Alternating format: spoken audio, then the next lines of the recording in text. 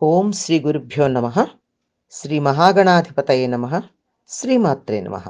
శ్రీరాఘవం దశరథాత్మజమప్రమేయం సీతాపతిం రఘుకులాన్వయరత్నదీపం ఆజానుబాహుమరవిందదళాయతాక్షం రామం నిశాచర వినాశకరం నమామి. హనుమత్ సీతాలక్ష్మణ భరత శత్రుఘ్న సమేత శ్రీరామచంద్ర పరబ్రహ్మణే నమః. కూజంతం రామ రామేతి మధురం మధురాక్షరం ఆరుహ్య కవితా సఖాం వందే వాల్మీకి కోకిలం. వృత్రుని వృత్తాంతం చెప్పుకుందాం. వృత్రాసురుడి కథ దరిదాపుల్లో అన్ని పురాణాల్లోనూ విస్తారంగాను సంక్షిప్తంగాను ఈ వృత్రాసుర వృత్తాంతం మనకి కనపడుతూ ఉంటుంది. అందులో రామాయణంలో కూడా మనకి ఈ వృత్తాంతం కనపడుతుంది. శ్రీరామచంద్రుడు రావణ వధానంతరం అయోధ్యకి తిరిగి వెళ్ళాలి, వేగంగా వెళ్ళాలి అని అనుకున్నాడు.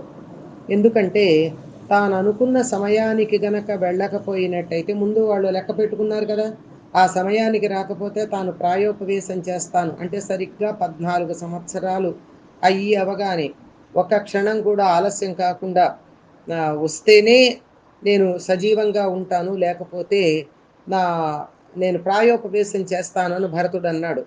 కొద్ది సమయమే ఉంది, త్వరగా వెళ్ళి ఆ భరతుణ్ణి ప్రాయోపవేశం చేయకుండా ఆపాలి. అలా అనుకున్న సమయంలో లంకలో ఉన్నటువంటి ఆ పుష్పక విమానాన్ని ఇచ్చి, ఈ విమానం అయితే మనోవేగంతో వెళ్ళగలదు, దీని మీద వెళ్ళవలసింది అని అంటే సరే బయలుదేరాడు. తనతో పాటు సుగ్రీవుణ్ణి, తరువాత విభీషణుణ్ణి, వస్తానన్న వానరుల్ని, దారిలో ఆగి కిష్కిందలో ఉన్నటువంటి వానర స్త్రీలని అందరినీ ఎక్కించుకొని వచ్చాడు. వచ్చాక పట్టాభిషేకం చాలా చక్కగా అయింది. పట్టాభిషేకం అయిపోయిన తర్వాత పుష్పక విమానాన్ని కుబేరుడి వద్దకు పంపించేశాడు రాముడు. ఇది రాముడిలో ఉన్నటువంటి గొప్పతనం.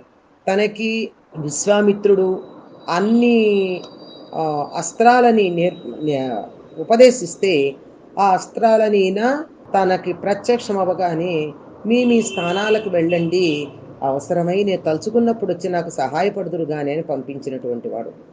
అంటే అన్నీ నాకే కావాలి, నా దగ్గరే ఉండాలి, ఎప్పుడేం అవసరం అవుతుందో అని చెప్పి దాచిపెట్టుకునేటటువంటి పద్ధతి కాదు, అవసరానికి మాత్రమే.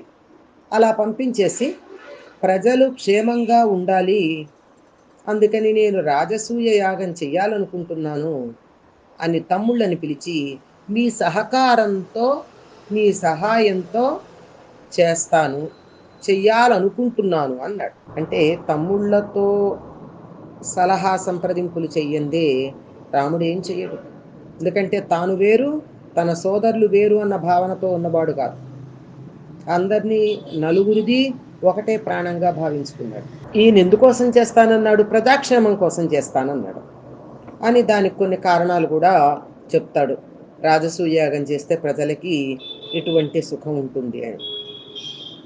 అంటే వెంటనే భరతుడు రాజసూయం ప్రజాక్షేమం కలిగించదు అని చెప్పి, ఎందుకు రాజసూయం వల్ల ప్రజాక్షేమం జరగదో దానికి సంబంధించిన వివరాలన్నీ కూడా చెప్తాడు. ఎందుకంటే రాజసూయం అంటేనే రాజుల్లో పరస్పర విద్వేషాలు పడతాయి, ప్రాణ నష్టం జరుగుతుంది. మరి ప్రాణ నష్టం జరిగేటటువంటి పని ప్రజలని కన్న తండ్రిలాగా పరిపాలిస్తున్నాడు అని ప్రజలందరూ అనుకుంటున్నప్పుడు కన్న తండ్రి అయినటువంటి వాడు ప్రజలకి ప్రాణ నష్టం అయ్యేట్టు చెయ్యొచ్చా? చేయకూడదు కదా. భూమండలంలో మానవులంతా అదే విధంగా అనుకుంటున్నారు, రాముడు తమ కన్న తండ్రి అని. అందుకని వాళ్ళకి హాని కలిగించే పని చేయడం ఎందుకు అన్నాడు. వెంటనే ప్రజలకు హితమైన మాట చెప్పావు కదా సోదరా, నేను రాజసూయ యాగం చెయ్యాలి అనే అభిప్రాయాన్ని విరమించాను అన్నాడు. అని ఇంకో మాట అంటాడు, రాజు ప్రజలకు బాధ కలిగించే పని చెయ్యకూడదు. ఏదైనా ఒక పని చేస్తే రాజసూయ యాగం చేశాడు అని రాజుకి పెద్ద పేరు వస్తుంది, గొప్పగా ఉంటుంది.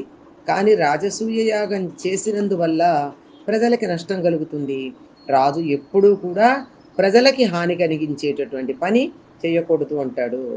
వెంటనే తమ్ముడు చెప్పినటువంటి మాటని ఎంత జాగ్రత్తగా పాటించాడో చూడండి. "నువ్వెవరివి నాకు చెప్పడానికి? నువ్వు చిన్నవాడివి. చిన్నవాడు చెప్పచ్చా?" అని అనలేదు. చిన్నవాడైనా చెప్పినటువంటి మాట శ్రేయస్సు కోసం అని వెంటనే విన్నాడు. ఇది రాముడికి రాముడికే కాదు, భరతుడికి ప్రజాశ్రేయస్సు పట్ల ఉన్న తత్పరతని సూచించింది. దానిని సహృదయతతో స్వీకరించగలిగిన రాముడి ప్రవృత్తిని తెలియజెప్తోంది. ప్రజలకు హాని కలిగించేది చేయకూడదు అనే ప్రజాక్షేమం పట్ల రాముడికి ఎంతటి నిబద్ధత ఉందో తెలుస్తోంది. అంటే ప్రజలకి కించిత్తు హాని కలిగినా రాముడు అటువంటి పని ఏదీ చేయడానికి ఇష్టపడడు. ఈ సందర్భంలో రాజైన, ప్రభుత్వమైన దృష్టిలో ఉంచుకోవాల్సిన ముఖ్యాంశం ప్రజాక్షేమం. ఆ రోజుల్లో రాజండి. ఈ రోజుల్లో రాజంటే ఎవరు? మనం ఎన్నుకున్న మన ప్రజాప్రతినిధి, మన నాయకుడు, లేదా దాన్ని ప్రభుత్వం అందాం ఒక్క మాటలో చెప్పాలంటే. ప్రభుత్వమైనా రాజైనా చేయాల్సింది ఏమిటంటే, ఏం చేసినా దేనివల్ల అయితే ప్రజలకి మేలు కలుగుతుందో అది చెయ్యాలి తప్ప ప్రజలకి హాని కలిగించేది, ఇబ్బంది కలిగించేది చెయ్యకూడదు. ఇది ఏనాటికి వర్తించేది. అందుకే ఈ ఉపాఖ్యానాలు సార్వకాలికంగా వర్తిస్తాయి అని చెప్పేటటువంటి మాట. సరే, అన్నగారు ఎప్పుడైతే ప్రజాక్షేమం దీనివల్ల ఉండదు అని చెప్పి విరమించాడో, లక్ష్మణుడు అప్పుడు అన్నగారితో అంటాడు, అన్ని పాపాలను పోగొట్టి పుణ్యాలను కలగజేసే అశ్వమేధ యాగం చెయ్యొచ్చు కదా. రాజుగారికి పుణ్యం వచ్చిందంటే ప్రజలందరూ బాగుపడతారు. రాజు పాపాత్ముడై అతడు పాపాన్ని సంపాదించుకుంటే అతడి పాలనలో ఉన్న ప్రజలందరూ కష్టపడతారు. అతడు పుణ్యాత్ముడై పుణ్యాన్ని సంపాదించుకుంటే పాలనలో ఉన్న ప్రజలందరూ సుఖపడతారు. అందువల్ల రాజు పుణ్యాలను సంపాదించుకునేటటువంటి అశ్వమేధ యాగం చేయొచ్చు. దీనివల్ల పుణ్యం వస్తుంది, పాపం పోతుంది అని అనడానికి ఉదాహరణ కూడా ఉంది. ఎందుకంటే రాముడు కూడా యాగం చేయాలని ఎందుకు అనుకున్నాడు? రావణ సంహారం చేశాడు. శత్రువే అయినా సరే రావణుడు బ్రాహ్మణుణ్ణి సంహరించినందువల్ల బ్రహ్మహత్యాపాతకం కలగవచ్చేమో, ఇది మనస్సులో ఉంది. ఈ మాట పైకి చెప్పకుండా వృత్రాసురవధ వల్ల కలిగిన బ్రహ్మహత్యాపాతకం పోవడానికి ఇంద్రుడు అశ్వమేధ యాగం చేశాడని పెద్దలు చెప్తారు అన్నాడు. వృత్రాసురుని సంహరిస్తే ఇంద్రుడికి బ్రహ్మహత్యాపాతకం ఎందుకు వచ్చింది? వాడిని సంహరించాల్సిందే, కానీ ఇతడికి పాపం ఎందుకు వచ్చింది? దానికి కారణాలు తర్వాత మనం చెప్పుకుందాం. అంటే ఇప్పుడు రాముడు కూడా రావణ సంహారం చేసి బ్రహ్మహత్యాపాతకం కలిగింది కనుక అశ్వమేధయాగం చేస్తే అది పోతుంది అని చెప్పకుండా సూచన చేశాడు లక్ష్మణుడు. చెప్పడమే కాదు, ఆ వృత్రాసుర వృత్తాంతం అంతా కూడా ఇక్కడ ఈ సందర్భంలో మనకి వివరంగా చెప్తాడు వాల్మీకి. పూర్వం ముల్లోకాలని వృత్రుడు అనే పేరున్న దితి కుమారుడు ఒకడు చక్కగా ప్రజారంజకంగా పరిపాలించాడు. గుర్తుపెట్టుకోండి, చక్కగా ప్రజారంజకంగా పరిపాలించాడు. అతడు 100 యోజనాల విస్తారం, 300 యోజనాల ఎత్తు ఉన్న శరీరంతో ఉండేవాట. రాక్షసుడు కదండి, వాడి శరీరం ఎంత? 100 యోజనాలు వెడల్పు, 300 యోజనాలు ఎత్తు. అతను ధర్మ మార్గంలోనే ప్రవర్తించేవాడు, బుద్ధిమంతుడు. ఎవరైనా తనకి ఏదన్నా మేలు చేస్తే మర్చిపోయేవాడు కాదు. అతడు ధర్మ మార్గంలో పరిపాలన చేస్తున్నాడు గనక భూమి అంతా అప్పుడు సుభిక్షంగానే ఉంది. ఎందుకంటే రాజు ధర్మాత్ముడై ఉంటే సుభిక్షంగా ఉంటుందండి. సకాలంలో వానలు పడతాయి, ఎటువంటి అనావృష్టి లాంటిది ఉండదు, వరదలు లాంటివి ఉండవు, అగ్ని ప్రమాదాలు ఉండవు, ప్రస్తుతం మనం చూస్తున్నటువంటి ఉపద్రవాలు లాంటివి కూడా ఉండవు. అంత సుభిక్షంగా ఉండేది. భూమి దున్నకపోయినా పండేదట. అంటే తీసుకెళ్ళి అలా విత్తనాలు వేస్తే పంట వచ్చేసేది. సరే, అతనేం చేశాడు? పెద్ద కొడుకుని పట్టాభిషిక్తుని చేసి తాను తపస్సు చేసుకోవడానికి అరణ్యాలకు వెళ్ళాడు. ఇది కూడా ధర్మ మార్గంలో ఒకటే. అతడు ఎంతో నిష్టగా చేస్తున్న తపస్సు చూసి దేవతలకి భయం కలిగింది. ఎవరికైనా సరే అందులో ఎవరు తపస్సు చేసినా భయమే, అందులో రాక్షసులు చేస్తే మరీను. అప్పుడు దేవతలకి నాయకుడు ఇంద్రుడే కదా. ఇంద్రుడు విష్ణువు దగ్గరికి వెళ్ళి మొరపెట్టుకున్నాడు. వృత్రుడు గొప్ప పరాక్రమశాలి, యుద్ధంలో అతన్ని గెలవడం అసాధ్యం. ఇప్పుడు భయంకరమైన తపస్సు కూడా చేస్తున్నాడు. ఈ తపస్సు ఈ విధంగానే కొనసాగితే నేను అతడికి జీవితాంతం దాస్యం చేయాల్సి ఉంటుంది. ఈ సమస్యని సామోపాయంతో పరిష్కరించవలసింది. ఏమడిగాడు? ధర్మ బానే ఉన్నాడు, పరాక్రమం ఉంది, యుద్ధంలో అతన్ని గెలవలేం. ఇప్పుడు తపస్సు చేసి ఆ తపస్సు అనేటటువంటి సంపదను కూడా పెంచుకుంటాడు. దానివల్ల ఏం జరుగుతుంది? అసలు దేవతలు నిరంతరం ఇప్పుడు అప్పుడని కాదు, ఎల్ల కాలం అతడికి దాస్యం చేస్తూ ఉండాల్సి వస్తుంది. అందువల్ల ఏదైనా పరిష్కారం చెయ్యి. పైగా అతడు ఈ విధంగా భూమిని అంతా పరిపాలించటానికి కారణం నిన్ను మెప్పించి నీ దయతో లోకాలన్నీ వశపరుచుకున్నాడు. విష్ణు భక్తుడికి సాధ్యం కానిదేం లేదండి. దేవతాగణాలన్నింటినీ రక్షించాల్సిన వాడివి నువ్వే, దీనికి తగిన ఉపాయం ఆలోచించి చెప్పవలసినది అని ప్రార్థించాడు. విష్ణు ఇంద్రుడితో ఒక మాట అంటాడు. వృత్రుని సంహరిస్తే మీరు సంతోషపడతారు, కానీ నేను ఆ పని చెయ్యలేను. వృత్రుని నేను చంపలేను. అతడి పట్ల నాకున్న స్నేహభావం అట్లాంటిది. అంటే మొదటి నుంచి విష్ణువుని ఆయన మెప్పించాడు. అయినా మీరు అడిగారుగా, మీకు సహాయం చేస్తా, అతన్ని చంపని కానీ మీకు మాత్రం సహాయం చేస్తా. అప్పుడు ఏం చెప్పాడంటే, విష్ణువు తన తేజస్సుని ఇంద్రుడిలోను వజ్రాయుధంలోను భూమిలోను నిక్షేపం చేస్తాను, దాంతో నువ్వు వృత్రుణ్ణి చంపగల శక్తి నీకు వస్తుంది అని ఇంద్రుడికి చెప్పాడు. అంటే వజ్రాయుధంతో ఇంద్రుడు ఎంత కొట్టినా వృత్రాసురుడు చనిపోడు. వజ్రాయుధంలో విష్ణు శక్తి నిక్షిప్తమైనప్పుడు ఆ దెబ్బకి చనిపోతాడు. అప్పుడు నీకు వృత్రుణ్ణి చంపగలిగినటువంటి శక్తి వస్తుంది అన్నాడు. సరే, దేవతలు వృత్రుడు తపస్సు చేస్తున్న చోటుకి వెతుక్కుంటూ వెళ్ళారు. ఏదో పెట్టకపోయినా పెట్టే అమ్మని చూపించు అన్నకు మనకి సామెత ఉంది. ఆ విధంగా తను చేయకపోయినా తనకి మంచి ఫలితం వచ్చే మార్గం చూపించినందుకు సంతోషిస్తూ వెళ్ళారు అందరూ అక్కడ. అతడు తపస్సు చేస్తున్న ప్రదేశం అంతా కూడా ఈయన తపశ్శక్తికి అంత కాంతివంతంగా బాగా ప్రకాశిస్తూ ఉందిట. ఎందుకంటే వృత్రుడు చేస్తున్నటువంటి తపస్సు యొక్క శక్తి అట్లాంటిది. అది చూసి దేవతలందరికీ భయం కలిగింది. అబ్బో, ఇంత శక్తి ఉంది, ఇంత శక్తి ఉంటే వీడు ఏం చేస్తాడు? ఏదైనా చేయగలడు.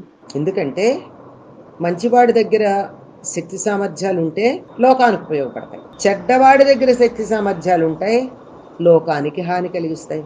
మరి ఇప్పుడు ఏం చెయ్యాలి? మనం చూస్తూనే ఉన్నాం కదండి, మంచి వాళ్ళకి అధికారం ఉంటే 10 మందికి మేలు చేస్తారు, మంచి వాళ్ళ దగ్గర డబ్బు ఉంటే 10 మందికి సహాయం చేస్తారు, లేదు చెడ్డవాళ్ళ దగ్గర ఉంటే అన్నీ దుర్వినియోగం అవుతాయి. అయితే దేవతలందరి యొక్క భయాన్ని పోగొడుతూ ఇంద్రుడు తపస్సు చేస్తున్న వృత్రుణ్ణి వజ్రాయుధంతో సంహరించాడు. నిర్దయుడై అని వాడతాడు ఇక్కడ వాల్మీకి మహర్షి. ఎందుకని నిర్దయుడై? తన మీదకి వచ్చిన వాడిని చంపడం వేరు, యుద్ధంలో చంపడం వేరు, కానీ తపస్సు చేసుకుంటూ కూర్చున్న వాడిని చంపాడు. ఆ పని చేయాలంటే ఎంతటి కఠినమైన మనసు ఉండాలి. వజ్రాయుధంతో సంహరించాడు. దాంతో ఇంద్రుడికి బ్రహ్మహత్యా పాతకం చుట్టుకుంది. ఎందుకని? ధర్మవర్తనుడై తపస్సు చేసుకుంటూ ఉన్న వృత్రుణ్ణి చంపడం వల్ల బ్రహ్మహత్యా పాతకం చుట్టుకుంది. ఇంద్రుడు ఎక్కడికెడితే అక్కడ ఈయన వెంట పడుతూ వస్తుంది ఆ మహాపాతకం. దాని నుంచి తప్పించుకోవడానికి ఇంద్రుడు పరుగు పెట్టి పెట్టి పెట్టి పెట్టి పెట్టి అన్ని లోకాలకు అవతలున్న తమస్సులో దాక్కున్నాడు. ఆదిత్యవర్ణం తమస పరస్తాత్ అని కదా మనకు చెప్తూ ఉంటారు. తమస్సుకి అవ్వాల అంటే ఈ 14 లోకాలకి దాటి వెళ్ళిన తర్వాత ఉండే గాఢమైనటువంటి తమస్సు ఉందే, ఆ తమస్సు దాటి వెళ్ళిన చోట అక్కడ దాక్కున్నట్ట. వృత్రుడు చచ్చిపోయాడనేటటువంటి సంతోషం కన్నా ఇంద్రుడు కనపడకుండా పోయాడన్న బాధ ఎక్కువైంది దేవతలకి. అంటే కొన్ని సందర్భాల్లో సంతోషం కలిగినా అప్పుడు కలిగే బాధ సంతోషాన్ని అధిగమిస్తుంది అనమాట. సరే, వాళ్ళందరూ ఏం చేయాలో తమకి నాయకుడు లేడు. అందువల్ల అగ్ని నాయకత్వంలో విష్ణువు దగ్గరికి వెళ్ళి ఆయన్ని సేవించి కీర్తించి ప్రార్థన చేశారు. నీ వల్ల వృత్రుడు చనిపోయాడు, కానీ ఇంద్రుడికి బ్రహ్మహత్యా పాతకం కలిగింది. వెళ్ళి విష్ణువుని ప్రార్థించింది. ముందు నువ్వు మాకు మేలు చేసావు, వృత్రాసుర సంహారం చేసావు, బాగుంది. వృత్రాసుర సంహారం జరగడానికి సహాయం చేసావు, అది బాగానే ఉంది. కానీ ఇంద్రుడికి బ్రహ్మహత్యా పాతకం కలిగింది. ఇంద్రుడు కూడా సత్ప్రవర్తన కలిగిన వాడే కదా. అతడు ఆ పాపం వల్ల బాధపడకుండా రక్షించబడే ఉపాయం చూడవలసింది అన్నాడు. అంటే బ్రహ్మహత్యాపాతకం వల్ల కలిగే పాపం ఇంద్రుడికి రాకుండా చూడవలసింది అని ప్రార్థించారు. ఈయన కనపడకుండా పోయిందా బ్రహ్మహత్యా పాతకం వల్లే. అప్పుడు వాళ్ళ ప్రార్థన విన్నటువంటి విష్ణువు వాళ్ళకి బ్రహ్మహత్యా పాతకం తొలగే ఉపాయం చెప్పాడు. ఇంద్రుడు నన్ను గూర్చి అశ్వమేధ యాగం చేస్తే బ్రహ్మహత్యా పాతకం తొలగి మళ్ళీ దేవత్వం పొందుతాడు. అంటే యజ్ఞం చేసేటప్పుడు కూడా ఎవరి గురించి చేయాలో ఉంటుంది. ఈ అశ్వమేధం కూడా నన్ను గురించి చెయ్యాలి అన్నారు అని చెప్పాడు విష్ణు.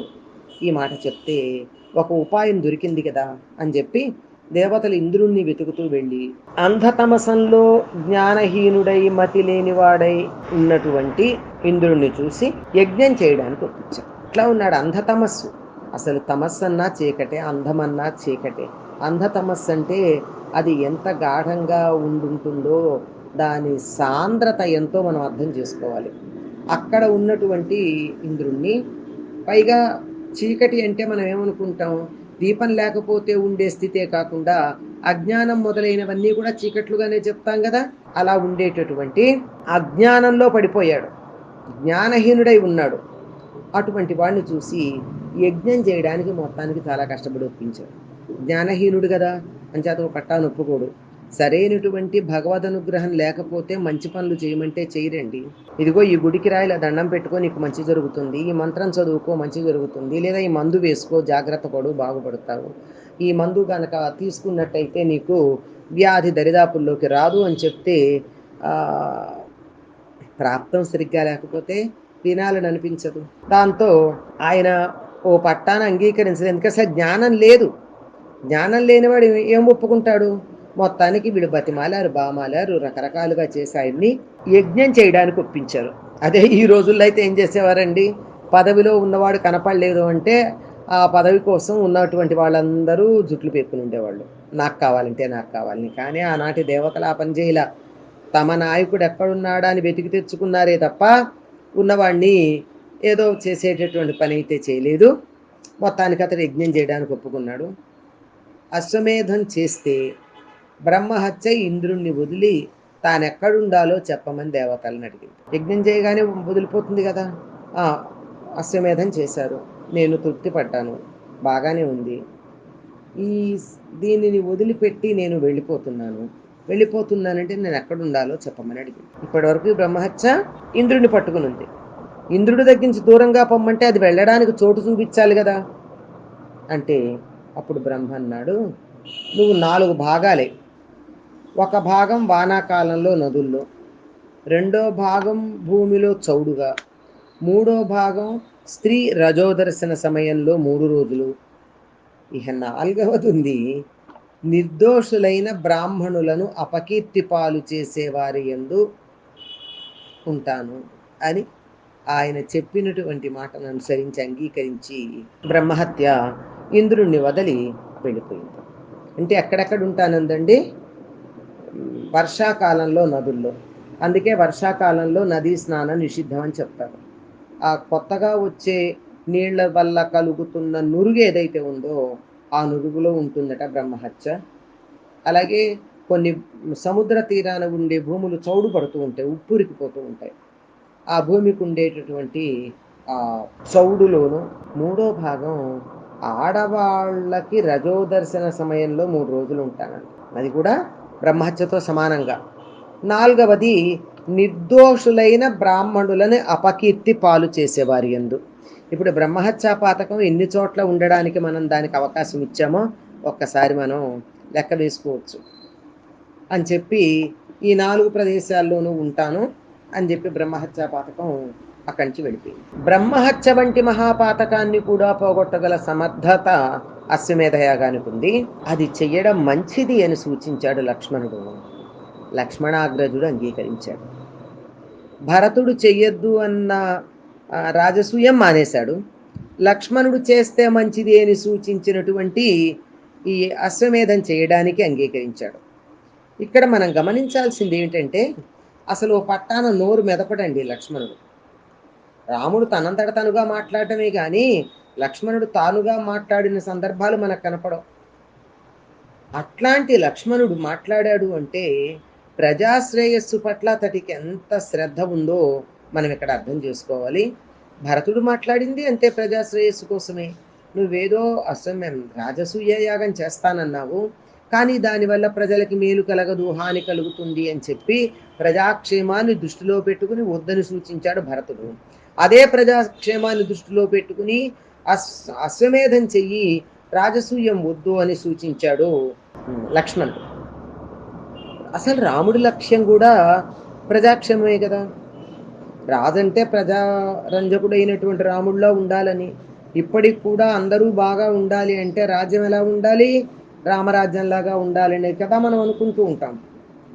ఆయన ఎంతంటే ప్రజాక్షేమం రాముడిది, ప్రజల కోసం తనకి ప్రియాతి ప్రియమైన సీతను కూడా అడవులకు పంపడానికి సిద్ధపడ్డాడు. ఇంకా అప్పటికి అదేం జరగలేదు అనుకోండి విషయం. అన్నగారి హృదయం తెలుసు కనుకనే సోదరులు తమ అభిప్రాయాలను వెలుగుచ్చారు. అదే ప్రజా సంక్షేమం వృత్రాసుర వృత్తాంతంలో కూడా ఉంది. వృత్రాసురుని చంపితే సంక్షేమం ఎలా జరిగిందండి? వెంటనే మనకు అనుమానం వస్తుంది. వృత్రుడు ధర్మవర్తనుడు గనక భూమి పంటలతో విలసిల్లింది, చెట్లు పూలతో కాయలతో నిండుండేవి, భూమి దున్నకుండానే పండేది. ఇవే కదా చెప్పింది. ధర్మ మార్గానువర్తి కావటం వల్ల ప్రజాక్షేమం జరిగింది. ప్రజల మేలుకోరే రాజు లేక పరిపాలకుడు అనేవాడిని చంపాడు ఇంద్రుడు. అందువల్ల అతడికి మహాపాతకం కలిగింది. ఎవరు ఇక్కడ? ధర్మ మార్గానువర్తి అవ్వటం వల్ల ప్రజల క్షేమం ఉంది. ఎవరు ఈ ధర్మ మార్గానువర్తి? వృత్రుడు. కనుక ప్రజాక్షేమం కోసం ఆలోచించి తత్సంబంధంగా ఉండేటటువంటి వాడిని సంహరించటం వల్ల, అంటే 10 మందికి మంచి చేసేవాడికి హాని చేయడం వల్ల ఇంద్రుడికి బ్రహ్మహత్యా పాతకం కలిగింది. అంతేకాదు ఇంకోటి కూడా ఉంది. తనతో యుద్ధానికి రాని వాడిని చంపడం పాపం. ఆయన యుద్ధానికి వచ్చాడా? రాలేదు కదా. తన మానాంతాన్ని తపస్సు చేసుకుంటున్నాడు. యుద్ధంలో చంపితే పాపం ఉండదు, కానీ తనంతట తానుగా కూర్చుని తపస్సు చేసుకుంటున్నటువంటి వాడికి అటువంటి వాడిని చంపితే పాపం. మామూలు హత్యాదోషమే కాదు, బ్రహ్మహత్యాదోషం ఎందుకు కలిగింది అంటే, వృత్రుడు బ్రాహ్మణుడా అయినా కాకపోయినా సమస్య లేదు. ఎందుకు అంటే తపస్సు చేసుకుంటున్నాడు. తపస్సు అంటే బ్రహ్మమునందు చెరుస్తూ ఉండడం. ఎవరైతే నిరంతరం బ్రహ్మజ్ఞానంలో మనస్సును నిమగ్నం చేసి ఉంటారో వాళ్ళు చేసేటటువంటి పనిని తపస్సు అనే అంటారు. అందువల్ల బ్రహ్మానుభూతిలో ఉన్నవాణ్ణి చంపడం వల్ల బ్రహ్మహత్యా పాతకం కలిగింది అని దీనికి వృత్రుడిని సంహరించటం వల్ల ఇంద్రుడికి బ్రహ్మహత్యా పాతకం కలగడానికి కలిగిన కారణాన్ని పెద్దలు చెప్పినటువంటి మాట. ఎందుకు కలిగింది అంటే, అతడు బ్రాహ్మణ వంశానికి చెందినవాడు, అందువల్ల దానికన్నా మించి అతడు తపస్సు చేసుకుంటూ ఉన్నాడు. తపస్సు చేసుకుంటూ ఉన్నవాడిని చంపడం వల్ల, తపస్సు అంటే బ్రహ్మమే గనక బ్రహ్మముతో తనని తాను అనుసంధానం చేసుకునేటటువంటి ప్రక్రియ తపస్సు. అటువంటి తపస్సు చేసుకుంటూ ఉండగా సంహరించినందువల్ల, బ్రహ్మమునందు చరిస్తూ ఉండగా సంహరించినందువల్ల బ్రహ్మహత్యా పాతకం కలిగింది. మరి ఇంద్రుడికి ఈ మాత్రం తెలియదా? తపస్సు చేసుకుంటున్న వాడిని పిలిచి చంపితే తనకి బ్రహ్మహత్య కలుగుతుందని తెలియదా? తెలియకుండానే ఇంద్ర పదవిలో ఉన్నాడా? మరి తెలిస్తే ఎందుకు చేశాడు? ఇది సందేహమే కదా. అందులోనూ ఈ వృత్రాసురుడు ఎలా పరిపాలించాడు? ముల్లోకాల వారిని చక్కగా పాలించాడు. బాగుంది కదా. ప్రజలందరూ సంతోషంగా ఉన్నారు, సుఖాలతో ఉన్నారు. రాజు 3 లోకాలలో ఉన్న జీవులని చాలా జాగ్రత్తగా పరిపాలిస్తున్నాడు. మరి అతడి వల్ల దేవతలు భయపడడానికి కారణం ఏంటి? పైగా వృత్రుడు ఎవరిని చంపినట్టు కూడా మనకు కనపడదు. ఇంద్రుడు ఎందుకు బాధపడ్డాడు? వెంటనే అనుమానం వస్తుంది. ముల్లోకాలని పరిపాలిస్తున్నాడంటే స్వర్గము, నరకము, భూమండలము ఈ 3ంటిని ఆక్రమించాడు. అంటే ఇంద్రుణ్ణి పారదోలాడు. ఇంద్రుడు కూర్చునే సింహాసనం మీద తాను కూర్చున్నాడు. అప్పుడే కదా స్వర్గాన్ని పాలించడం కుదిరేది. నిజానికి స్వర్గం రాక్షసులదా? వాళ్ళది పాతాళం. వీళ్ళది స్వర్గం. స్వర్గంలో ఎన్ని సుఖాలు భోగాలు ఉంటాయో పాతాళంలో కూడా అన్నీ ఉన్నాయి. అయినా సరే రాక్షసులకి తమది కాని వస్తువు మీద మమకారం ఉంటుంది, దాని మీద కుతూహలం ఉంటుంది, దాన్ని సంపాదించాలనేటటువంటి తాపత్రయం ఉంటుంది. అందువల్ల తాను తనదైన పాతాళ లోకాన్ని పరిపాలించుకోవటంతో సరిపెట్టకుండా స్వర్గాన్ని ఆక్రమించాడు, భూమండలాన్ని ఆక్రమించాడు, ఇంద్రుడి సింహాసనాన్ని తాను ఆక్రమించాడు. ఇప్పుడు ఇంద్రుడు పదవిలో లేడు. పదవిలో లేడు గనక ఏం చేయడానికి వీల్లేదు. కొంతకాలానికైనా పోనీలే, ఈ వీడు ధర్మ మార్గంలోనే ఉన్నాడు, కొడుకు కూడా ధర్మంగా పరిపాలించేట్టు చూస్తాడు, లేకపోతే కొడుకే అతడికి బుద్ధి చెప్తాడని మనం ఏమన్నా అనుకుందామా అంటే, కొంతకాలానికైనా ఇంద్రుడు తన సింహాసనం అధివసించే వీలుంటుంది అనుకుంటే వృత్రుడు తపస్సు చేస్తున్నాడు. ఏ రాక్షసుడైనా తపస్సు చేసి కోరుకునేది మరణం లేకుండా ఉండాలని. వెంటనే అర్థమైపోతుంది.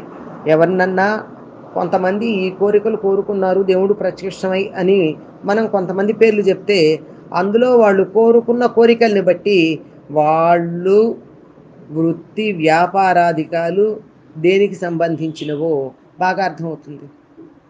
ఇప్పటి వరకు రాక్షసులందరూ ఎప్పుడు ఏం కోరుకున్నారు? మరణం లేకుండా కావాలని కోరుకున్నారు.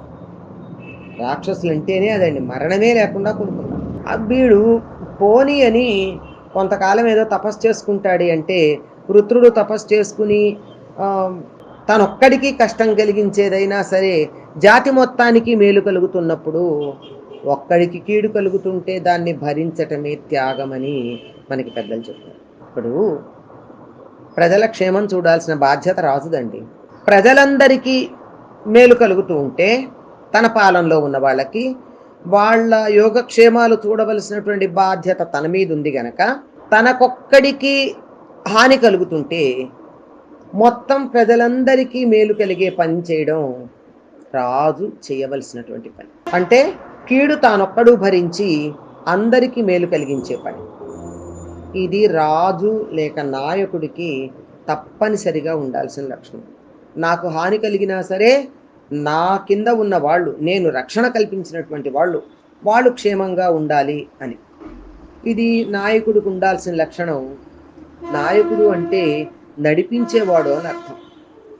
మొదటి దెబ్బ తాను తినడానికి సిద్ధపడినవాడు మాత్రమే.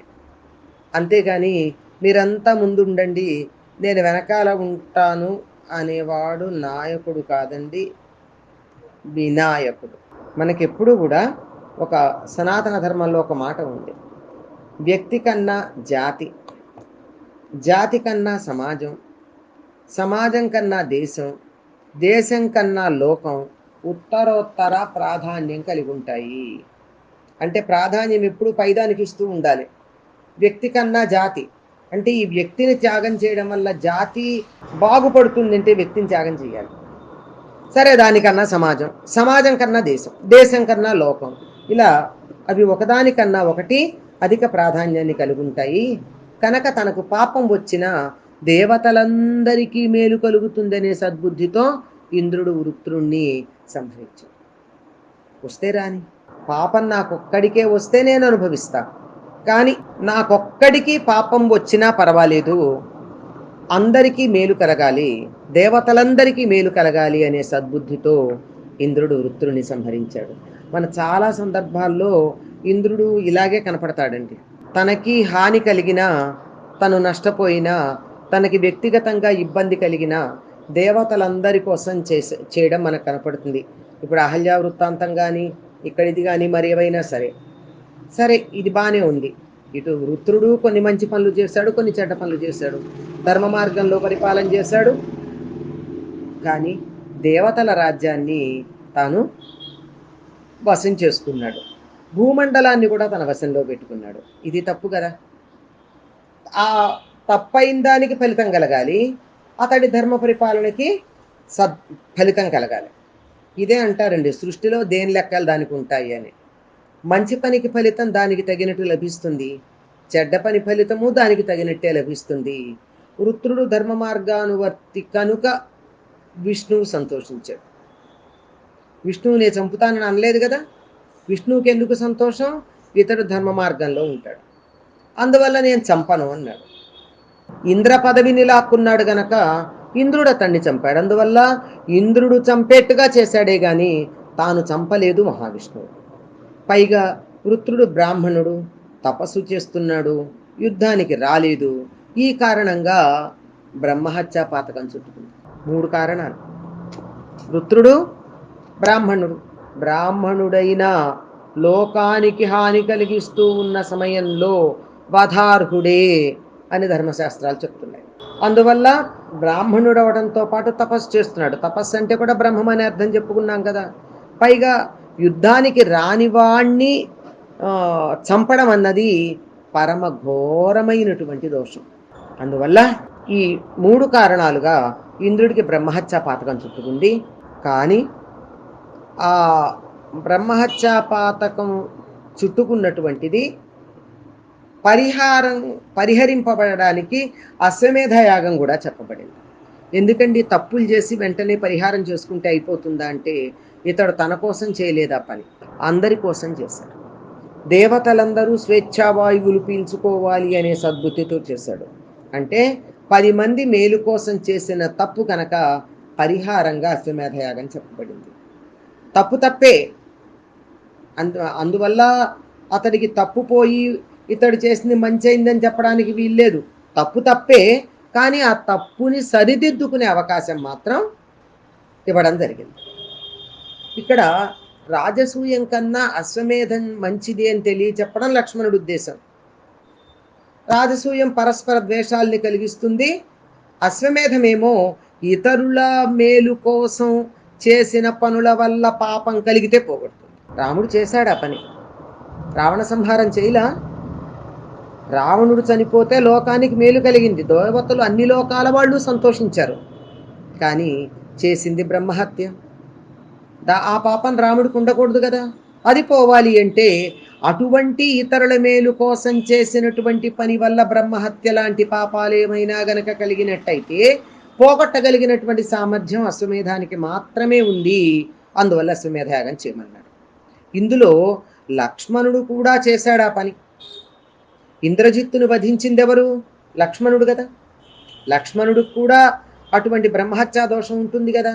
అన్నగారు అటువంటి చేస్తే అటు రాముడికి ఇటు లక్ష్మణుడికి అందరికీ కూడా బ్రహ్మహత్యా దోషం ఏదైతే ఉందో అది తొలగడం జరుగుతుంది. ఇక్కడ 3 అన్నదమ్ములు ఎవరు? రాముడు, భరతుడు, లక్ష్మణుడు, 3 కూడా ప్రజాక్షేమాన్నే కోరుకున్నారు. కానీ ప్రజలకి హాని కలిగే పని తమకి మంచివైనా చేయకూడదు అనేటటువంటి భావనని ప్రకటించడం జరిగింది. అంతేకాదు ప్రజల్లో పరస్పర ద్వేషాలు రెచ్చగొట్టే పని కూడా చేయకూడదు.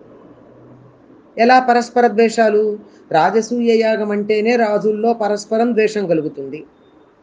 మనం చూసాం, ధర్మరాజు రాజసూయం చేసినప్పుడు కూడా దానివల్ల హానే కలిగింది, మేలు కలిగిందా? మేలుతో పాటుగా ఆ మాట ముందే వ్యాసుడు చెప్తాడు, దీనివల్ల హాని కలుగుతుంది అని. అయినా తండ్రి గారి కోరిక గనక నేను చేస్తాను అని చెప్పి ఉత్సాహపడి ధర్మరాజు చేశాడు. దానికి తగినటువంటి ఫలితాన్ని అనుభవించాడు కూడా. అంటే ఇలా ప్రజల్లో పరస్పర ద్వేషాలు రెచ్చగొట్టే పనులు చేయకూడదు, హాని కలిగించే పనులేవీ చేయకూడదు. ఏం చేసినా ప్రజల మేలు దృష్టిలో పెట్టుకోవాలి. దానివల్ల వ్యక్తిగతమైన నష్టం కలిగినా పర్వాలేదు. ఇంద్రుడు వృత్రాసుర సంహారం చేసిన, రాముడు రావణ సంహారం చేసిన వ్యక్తిగతమైనటువంటి బ్రహ్మహత్యా పాతకం వాళ్ళకు కలిగిన ప్రజాక్షేమం కోసం చేశారు. ఇది నాయకులైనటువంటి వాళ్ళు గుర్తుపెట్టుకో. నాయకులే కాదండి, కాస్త నాయకత్వ లక్షణాలు కలిగిన వాళ్ళు ఎవరైనా, కుటుంబంలో 10 మందికి మేలు కలుగుతుంది, కుటుంబంలో 10 మంది సభ్యులు ఉండేవాళ్ళు పూర్వం. ఇప్పుడు కూడా దూరంగా ఉన్నా 10 మంది ఉన్నట్టే అనుకుందాం, దగ్గర లేకపోయినా. అందరికీ మేలు కలుగుతుంది అని అన్నప్పుడు కొద్ది కఠినమైన పనైనా ఆ కుటుంబంలో పెద్దో లేకపోతే పెద్దరికం వహించిన వాళ్ళు, లేదు నేను నాయకత్వం వహిస్తాను, వీళ్ళందరి మేలు నాకు జరగాలని కోరుకుంది అనేటటువంటి వాళ్ళు ఎవరో ఒకళ్ళు చేయొచ్చు. దానివల్ల వాళ్ళకి చెడ్డ పేరు వస్తే వచ్చింది, కానీ కుటుంబ సభ్యులందరూ బాగుపడ్డారు. అలాగే ఓ నాయకుడు, ఆ నాయకుడు చిన్న ప్రాంతానికి సంబంధించిన చోటామోటా నాయకుడు కావచ్చు, దేశానికి నాయకుడు కావచ్చు, ప్రపంచాలన్నిటికీ ఉండేటటువంటి సమాఖ్యల కంటే యుఎన్ఓ లాంటికి నాయకత్వం వహించేవాళ్ళు కావచ్చు, ఎవ్వరైనా సరే 10 మందికి మేలు కలిగేటటువంటి దాన్నే ఆలోచించాలి. దానివల్ల తనకి నష్టం వచ్చినా పట్టించుకోకూడదు అని చెప్తున్నారు. ఇది ఏనాడైనా నాయకులు ఆదర్శంగా తీసుకోవాల్సిన విషయమేనా అండి? ఆనాడు రాముడు చేశాడనే కాదు, ఇవాళ కూడా ప్రజానాయకులైనా చేయవలసిందదే, కుటుంబ పెద్దయినా చేయవలసిందదే, ఒక సంస్థకి అధిపతి అయినటువంటి వాడైనా చేయవలసిందదే, ఎక్కడైనా 10 మంది విషయాలు పట్టించుకునే వాళ్ళు ఎవరైనా చేయవలసిందదే. తాను ఆధిపత్యం పెత్తనం చేసేటటువంటి చోట తనకి ఇబ్బంది కలిగిన 10 మంది మేలు చూడవలసినటువంటి అవసరం ఉంది అని ఈ రాజసూయం వద్దు, అశ్వమేధం చెయ్యి అని చెప్పినటువంటి సందర్భంలో వద్దన్నవాడు భరతుడు, చెయ్యమని చెప్పినటువంటి వాడు లక్ష్మణుడు ఇచ్చిన ఉదాహరణ కూడా వృత్రాసుర వధ సంబంధం. వృత్రాసుర వధ వల్ల ఇంద్రుడికి బ్రహ్మహత్య కలిగినా కలుగుతుందని తెలిసినా దేవతలు మానవులు భూమి మీద ఉండేవాళ్ళు సంతోషపడతారు గనక చేశాడు. దానివల్ల వచ్చినటువంటి దోషాన్ని పోగొట్టే మార్గాన్ని సాక్షాత్తు విష్ణువే సూచించాడు. దేవతలందరూ వెళ్ళి కోరుకున్నారు. అంటే మా వల్ల నీకు హాని కలిగింది అని ఎవరైతే మేలు పొందారో వాళ్ళందరూ సహకరించడం జరుగుతుంది. కనుక నాయకులైనటువంటి వాళ్ళు తప్పనిసరిగా ఇచ్చడవాలండి. రామరాజ్యం రామరాజ్యం అని ఊరికే అన్నారా? ప్రజలు ఆనందంగా ఉండే మార్గాన్ని చూపించేటటువంటి ఒకానొక ఆదర్శం మనకిక్కడ రామాయణంలో కనపడుతూ ఉంటుంది. మంగళం కోసలేంద్రాయ మహనీయ గుణాత్మనే చక్రవర్తి తనూజాయ సార్వభౌమాయ మంగళం. స్వస్తి.